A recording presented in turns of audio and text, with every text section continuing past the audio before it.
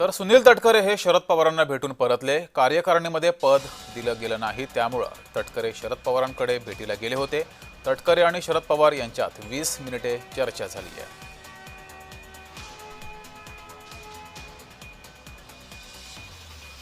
तर सुनील तटकरे हे शरद पवार यांच्या निवासस्थानी पोहोचले होते। सिल्वर ओक या ठिकाणी शरद पवारांच्या भेटीला सुनील तटकरे गेले होते।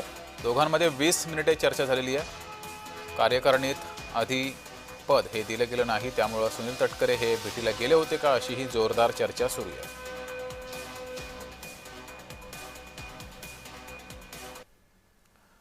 या संदर्भातील अधिक माहिती पाहूयात।